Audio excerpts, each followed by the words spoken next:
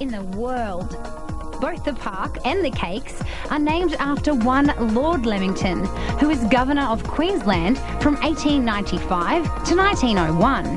And no, the Lamingtons don't grow on trees. You'll have to bring your own. Tim, you virtually grew up in the park, so you know it quite well. What do you think is so special about Lamington? Well, Jess, I guess Lamington's most famous for its mountain rainforest, and up on the highest parts of the range there is the lush beach forest, dominated by the Antarctic beach, down through the subtropical forest that we're in now, and right down into drier forests, which are dominated by hoop pine trees up to 50 metres tall. And contained in those forests are many representatives from ancient plant families that originated right back when Australia was part of Gondwana. What about the plant and animal species?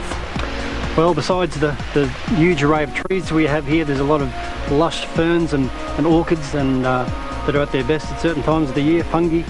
There's over 50 species of mammals, 25 frogs, which are most conspicuous in the summer, and probably what Lamington is most well known for worldwide is the bird life.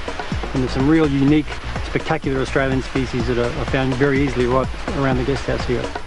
What is there to do here? Well, I guess the big attraction here really is bushwalking.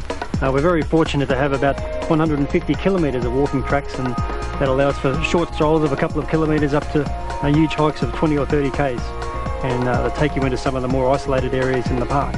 And once you get out there, there's beautiful gorges, rainforests, surrounded waterfalls, and of course there's the treetop canopy walk as well, which is only a short stroll, and that allows people to get right up into the rainforest canopy. So the question is, what isn't there to do? Exactly. What's the history of this area? Because it wasn't always a national park, was it? No, it certainly wasn't. It certainly wasn't when the Wandjinamurra Aborigines were hunting in this area, as they were for thousands of years, before any European settlers came in. I suppose the first European settler, or first European in this area, would have been Francis Roberts, the surveyor, and he and his team did the New South Wales-Queensland border back in the 1860s.